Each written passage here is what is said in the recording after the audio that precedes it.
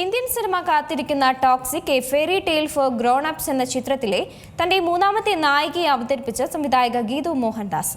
നയൻതാരയാണ് ചിത്രത്തിൽ ഗംഗ എന്ന കരുത്തുറ്റ കഥാപാത്രമായി എത്തുന്നത്. ഗീതു മോഹൻദാസിന്റെ ടോക്സിക് എന്ന ചിത്രം ആരാധകർ ഏറെ കാത്തിരിക്കുന്നതാണ്. റോക്കിംഗ് സ്റ്റാർ യാഷിനെ നായകനാക്കിയാണ് ഗീതു ഈ ചിത്രം സംവിധാനം ചെയ്യുന്നത്.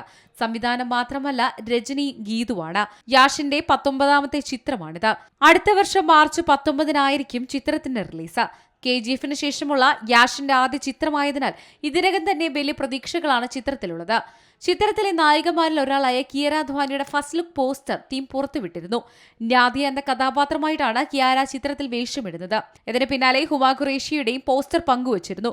എലിസബത്തായി ഹുമയുടെ ക്യാരക്ടർ പോസ്റ്റർ തന്നെ വൈരുദ്ധ്യങ്ങളുടെ മനോഹരമായ ഒരു അവതരണമാണ്. കല്ലറകളും ശിലാശില്പങ്ങളുമുള്ള ശ്മശാന പശ്ചാത്തലത്തിലാണ് കഥാപാത്രത്തെ അവതരിപ്പിച്ചത്. ഇപ്പോഴിതാ ഇതിന് പിന്നാലെ toxic A fairy tale four grown ups എന്ന ചിത്രത്തിലെ തന്റെ മൂന്നാമത്തെ നായികയെ അവതരിപ്പിച്ച സംവിധായക ഗീതു മോഹൻദാസ്.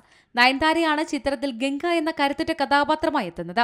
പുതുവത്സര സമ്മാനമായി ചിത്രത്തിലെ നായകൻ യശ് തന്നെയാണ് നയൻതാരയുടെ ഫസ്റ്റ് ലുക്ക് പോസ്റ്റർ പുറത്തുവിട്ടത്.